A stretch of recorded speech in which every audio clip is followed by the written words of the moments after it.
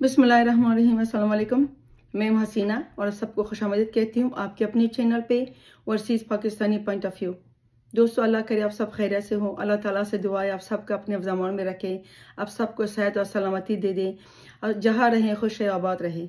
आज सैटरडे है और सुबह 10:30 बजे न्यू जर्सी में टेम्परेचर 45 फ़ारेनहाइट है, जो कि 6 डिग्री बन जाता है। मौसम बहुत बारानी है, कल रात से शदीद बारिश हो रही है और एकदम सर्दी आ गया है। ऐसा लग रहा है जैसे दिसंबर की सर्दी है।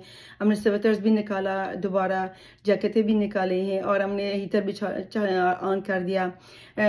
जो वेदर है न्यू जर्सी में, मैं हमेशा आपके साथ बताती रहती हूँ, आपके साथ शेयर करती हूँ कि न्यू जर्सी के वेदर का कोई एतबार नहीं है। जिस तरह पाकिस्तानी सियासत है उसी तरह न्यू जर्सी का जो वेदर है वो भी यू टर्न लेता है। सो आज मेरे पास 4 खबरें हैं। अल्लाह करे कि टाइम इनफ मेरे पास हो ताकि ये सारे जो 4 न्यूज़ आपके साथ शेयर कर सकूं। सबसे पहले जो खबर है वो chief of army staff general Asim Munir साहब के बारे में है। इसको मैं अपनी हेडलाइन इसलिए बनाया क्योंकि कुछ दिन पहले आर्मी के बारे में और कोई ऐसे खबरें आए थे। सो खबर ये है कि chief of army staff general Asim Munir साहब मिलिट्री काकुल पासिंग आउट में ये परेड में खिताब किया और ये मेहमान खुसूसी रहे हैं और उन्होंने जो बातें किया मैं आपके साथ शेयर करना चाहती हूँ। सारी बातें तो नहीं कर सकती हूँ क्योंकि टाइम के कमी की वजह से है, लेकिन जो अहम नुकात है, जो दुश्मन को एक पैगाम जाएगा, वैसे उन्होंने तो पैगाम दे दिया, लेकिन मेरी तरफ से पैगाम, अगर जो लोग मेरे सुनने वाले हैं जो पाकिस्तान के दुश्मन हैं उनको भी खबर ये पैगाम चला जाएगा। उन्होंने सबसे ये पहले ये कहा कि मदर वतन के दिफा के लिए किसी कुर्बानी से दरेग नहीं करेंगे और उन्होंने ये भी कहा कि रियासत के महवर अवाम है, दुश्मन अवाम और अफवाज में दरार डालने की साजिशें कर रहे हैं। दुश्मन रियासती और समाजी महंगी को मुतासर कर रहे हैं और करना चाहते हैं। अवाम और पाक फौज के रिश्ते को कायम दायम रखा जाएगा और उन्होंने ये भी कहा कि अमन के लिए हमारे कोशिशों को कमज़ोर न समझा जाए। सर बकफ सिपाही दुश्मन के तादाद या वसाइल से महरूब नहीं होंगे। और जनरल आसिम मुनीर साहब ने ये कुरान पाक के सूरे आयात में इन्होंने एक हवाला दे दिया कि कई बार ऐसा हुआ है कि अल्लाह की मर्जी से चौथी क़ुव्वत बड़ी ताकत को शिकस्त दिया है। हकीकत और इबाम में फ़र्क रखना चाहिए और उन्होंने ये पैगाम दे दिया, मुझे लगता है कि बहुत अच्छा पैगाम है। उन्होंने ये भी कहा कि जो अफगानिस्तान में जो औलाद है, जो अगर अफगानिस्तान में अमन रहता है और पाकिस्तान को बहुत असर करता है। और दूसरी बात जो हमारा इनका जो कश्मीर का मसला है, उन्होंने कहा कि कश्मीर के साथ मेरी हमदर्दी है और कश्मीर के जो बहुत अहम मसला है ये मुज़ाकरा से तय किया जाता है। तो ये जो आज मैंने जनरल साहब का सुन लिया, ये बहुत बड़ा पैगाम है। दोबारा कहती हूँ, ये हमारे दुश्मनों को और कई ऐसे लोग हैं हमारे पाकिस्तान के अंदर जो फ़ौज को बदनाम करना चाहते हैं, उनके जो किरदार है उनको बदनाम करना चाहते हैं। ज़रूर नहीं कि फ़ौज ने किसको लाया। दोबारा मैं आपके साथ बात करना चाहती हूँ, पिछले व्लॉग में बता दिया कि अगर हमारे जो फ़ौज है अगर अंदरूनी मामलात में कोई ऐसा मसला पैदा कर लेता है तो ज़रूरी नहीं होता कि वो जो हमारा जो पाकिस्तान के सालमियत में असर पैदा करे। आपको याद होगा कुछ दिन पहले मैंने आपके साथ शेयर किया था जो पाकिस्तान के सबसे बहुत ज़्यादा मशहूर बड़ा फेमस जर्नलिस्ट थे हामिद मीर। चैनल 24 में जो नसीम ज़ारा के प्रोग्राम में इन्होंने कहा था कि जो एक मुलाकात हुआ था 25 एंकर्स को के जनरल बाजवा के साथ, जो जनरल बाजवा ने कहा था कि हमारा फौज जनरल लड़ने के काबिल नहीं है। ये एक बड़ा प्रोपेगेंडा रहा और सब लोगों ने इसको बारे में अपनी राय भी दे दिया। मैंने भी अपना ओपिनियन आपके साथ शेयर कर दिया और उसके अगले 2 दिन के बाद ISPR के तरफ से भी उनका अपना बयान भी आया। तो ये भी पैगाम तो दुश्मन की तरफ से जाएगा, लेकिन मेरा जो ख़ास है मैं ये पैगाम हामिद मीर की तरफ भी जाएगा। हामिद मीर जो है, क्योंकि देखिए पाकिस्तान में एक मसला ये है कि लोग अगर लोग फेमस हो जाते हैं, उनके पास ताकत आ जाता है तो फिर वो चाहते हैं कि मैं कुछ भी बोल सकता हूँ, मैं बगैर सोचे समझे। अगर देखें ना, ये हमारे जो आर्मी का जो मसला है, हमारे जो पाकिस्तान फौज का जो मसला है, हम सोशल मीडिया में क्यों बात करें उसके बारे में? क्यों हम दुश्मन को मौका दे दे कि अपना जो उनके गंदे ख्यालात है पाकिस्तान के बारे में, वो उनके दिमाग में ये बात जाए। लेकिन समझ नहीं आती कि हमारा जो जर्नलिस्ट है ये क्या बताना चाहते हैं। मतलब हामिद मीर को सोचना चाहिए था कि जब मैं बात कर रहा हूँ उसमें कोई सदाकत भी होना चाहिए। ये नहीं कि सस्ती शोहरत के लिए मैं कुछ भी बोलूँ ताकि मैं खबरों में रहूँ। यही बात होता है। जब आपने कोई खबर नशर कर दी तो पहले सोचो। सियासत के बारे में तो इंसान कुछ भी कर सकता है, कह भी सकता है, लेकिन हमारे अफवाज पाकिस्तान के बारे में हम ऐसे खबरें क्यों दे देता कि हमारे दुश्मन जो है ज़्यादा ताकतवर हो जाए और पाकिस्तान को गैर मुस्तहकम बनाया जाए? फिर आप किस चीज़ के आप जर्नलिस्ट हो? सिर्फ ये कि आप खबरों में रहे और पैसा कमाए, यही होता है और क्या होता है? मतलब हमें इतना दुख होता है कि चाहे हमारे अफवाज पाकिस्तान जो हमारे दिलों में जब से इमरान खान को लेकर आए, थोड़ा सा मतलब हमने उनको क्रिटिसाइज कर दिया कि ये अगर ये जनरल बाजवा ना करता तो शायद इमरान खान ना आता। लेकिन जो खारिजी मामलात में हम किसी कॉम्प्रोमाइज की तरफ नहीं जा सकते हैं। हम अपनी फौज के बारे में कोई और खिलाफ वर्जी हमें बर्दाश्त नहीं होता, खुद मुझे तो बर्दाश्त नहीं होता। क्योंकि जिस मुल्क में मैं रहती हूँ अभी, वहाँ पे मैं मुख्तलिफ लोगों से सब मेरे कम्युनिकेशन होता है और वो न्यूज़ सुनते हैं। तो हामिद मीर को भी सोचना चाहिए कि आपके पास बहुत शोहरत है, आपके पास बहुत पैसा है और आपको क्या चाहिए, और आप क्यों सोशल मीडिया में बैठ के ना पाकिस्तान आर्मी के खिलाफ बातें कर रहे हैं, और क्यों दुश्मन को जो कमज़ोर है उसको ताकत बना रहे हैं, और वो दुश्मन का जो मेले आंख के हमारी तरफ ज़्यादा वो रखा जाए। आपको पता है, मैं एक बात बताती हूँ मेरे दोस्तों के इसी बात पे। देखिए, मैंने कहा कि मैं अमेरिका में रहती हूँ और हमारे नशस्त बर्खास्त जो है ना मुख्तलिफ लोगों से है, क्योंकि ये इस मुल्क में हर किस्म के दुनिया के हर लोग यहाँ पे है बस रहे हैं। कल मैं डॉक्टर के पास गई थी, मेरी अम्मी का थोड़ा सा प्रॉब्लम था और मेरे बाजू में भी दर्द हो रहा था। मुझे नहीं पता था कि, मैंने देखा नहीं था, मैंने अपॉइंटमेंट लिया था, मुझे नहीं पता था कि जो डॉक्टर है वो इंडियन है। अच्छा, डॉक्टर इंडियन होना बुरी बात नहीं है, लेकिन इसके बाद मैं हवाला करती हूँ।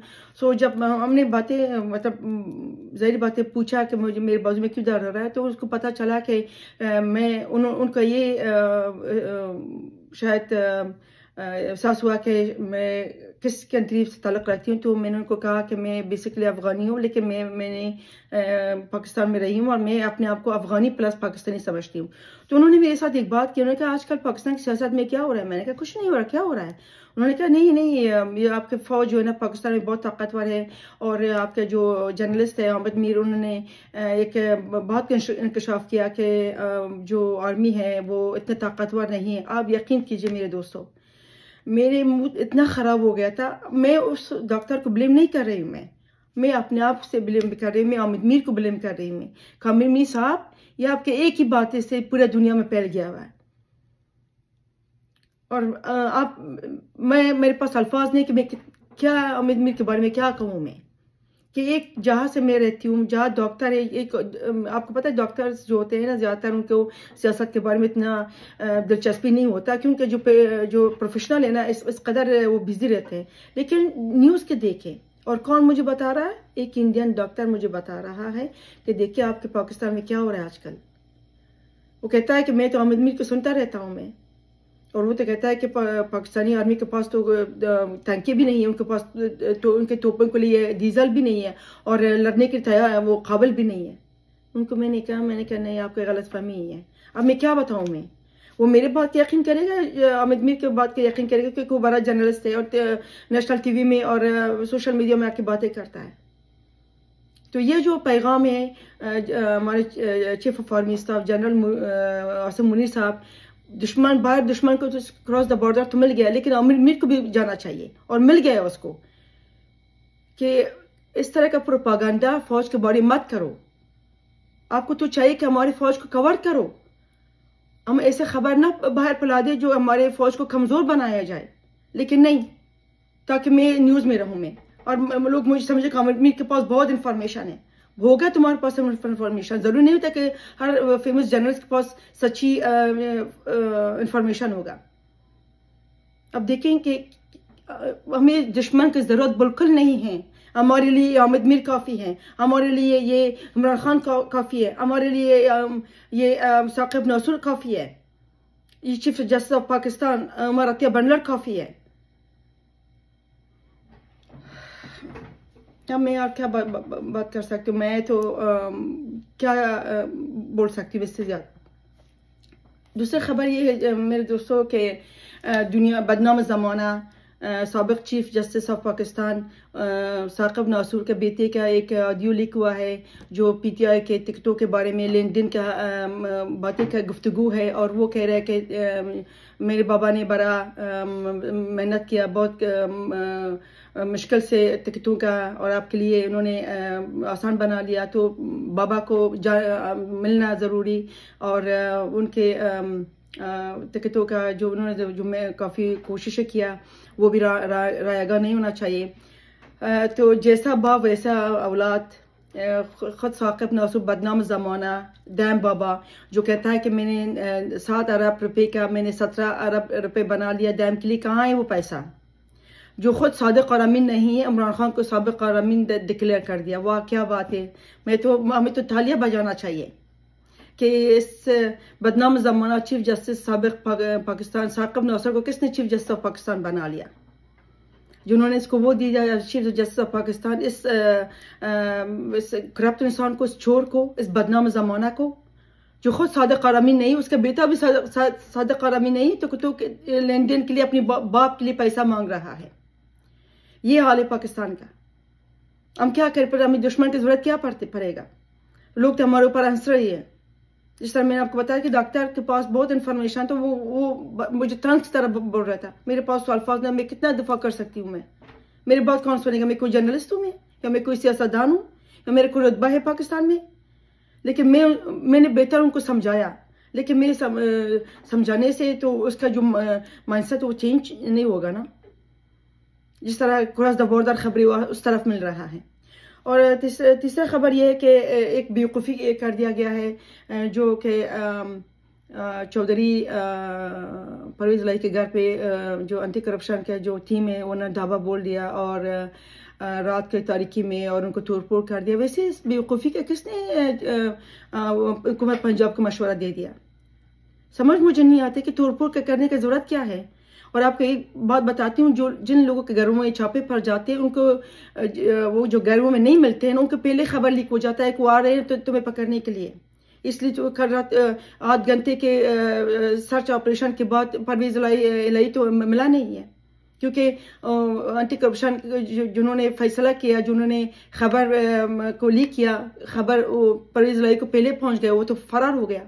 आप यकीन कीजिएगा कि एक आदमी के घर 8 घंटे अब रहे और आदमी ना मिले। इसी तरह होता है, क्योंकि हमारे जो सिस्टम है ना वो बहुत ख़राब है। हम लोगों को पकड़ने से पहले खबरें फैला रही हैं, उनको मौका देते कि तुम भागो। तो अगर इस तरह कहता तो तोड़फोड़ की ज़रूरत क्या है?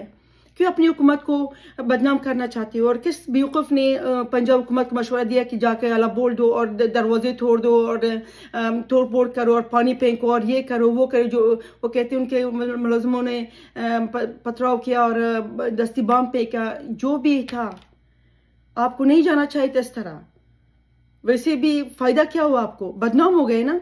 और क्यों जो वफाकी हुकूमत है उनके लिए मुश्किलात पैदा कर रही हैं? ये कौन है जिस तरह का खेल खेल रहा है? और चौथी खबर ये है कि आज मुस्लिम लीग का मशवरती इजलास हो रहा है, जिसमें नवाज शरीफ साहब और मरियम नवाज भी शिरकत करेंगे, और इस्तेक़दार साहब ब्रीफिंग देंगे जो पीटीआई के साथ उनका मुज़ाकरात हुआ है। लेकिन जो वज़ीर दफ़ा है ख्वाजा से, वो कहते हैं कि इंतखाबात का जो तारीख़ है ना, हम पीछे नहीं हटेंगे, वो सितंबर अक्टूबर के बीच में होगा। और जो पीटीआई है वो चाहते हैं कि मई और जून और जुलाई में होगा। बस यही है, पता नहीं मुज़ाकरात भी होगा, मुझे नहीं लगता इसमें कोई नतीजा भी निकलेगा। लेकिन एक बात मैं बताऊंगी कि मैं अप्रिशिएट करती हूँ नून लीग का कि अपनी बात पे कायम है और अपने आप को कमज़ोर नहीं दिखाना चाहते हैं। लेकिन मुज़ाकरात में मुझे लगता है वो वैसी पेपर वर्क के लिए था और कुछ भी नहीं था, उसमें कोई फ़ायदा नहीं। वैसे भी इंतखाबात तो नहीं होगा जिस तरह हमें पता चल रहा है पाकिस्तान में। सो दोस्तों, ये था आपके साथ थोड़ा न्यूज़ शेयर करने का।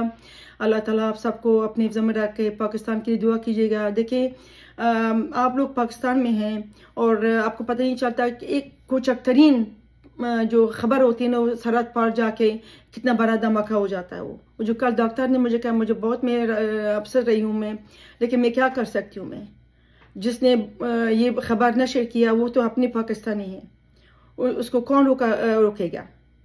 और मैं अहमद मीर साहब को एक पैगाम देना चाहती हूँ, अगर मेरे चैनल देखते या नहीं देखते हैं, अगर देखते हैं कि आमिर मीर साहब कभी कभी होश संभाल से बात करो और पाकिस्तान के अफवाज को कमज़ोर मत करो। अपनी तुम्हारा जो अपनी गंदे मकसद हैं, मुझे तो नहीं पता कि आपके साथ क्या, आपका मकसद क्या है इस तरह का अरबी को बारे में खबर उछालना और प्रोपेगेंडा करना। तुम्हारे पास तो ऑलरेडी बहुत शोहरत है, बहुत पैसा है, अब बस करो। अगर तुम्हारे पास खबर भी है तो सोशल मीडिया में बैठ के बातें मत करो, अपने पास भी रखो कुछ बातें। सो दोस्तों, मेरे चैनल को सब्सक्राइब करें, लाइक और शेयर करिए। आपकी सपोर्ट मुझे चाहिए। अपनी बहन को, अपनी बहू को, अपनी बेटी को आप सब्सक्राइब करें, लाइक और शेयर करें। जितना आपके दोस्त यार देंगे मेरे चैनल को, उनके लिंक दे दीजिएगा, ताकि आपके जो सपोर्ट है मुझे और मेरे अंदर जो मोटिवेशन है वो ज़्यादा मजबूत करे। आपको सबको अलग सपोर्ट करती हूँ। पाकिस्तान के लिए दुआ कीजिएगा। पाकिस्तान जिंदाबाद, पाक आर्मी जिंदाबाद। अल्लाह हाफिज़।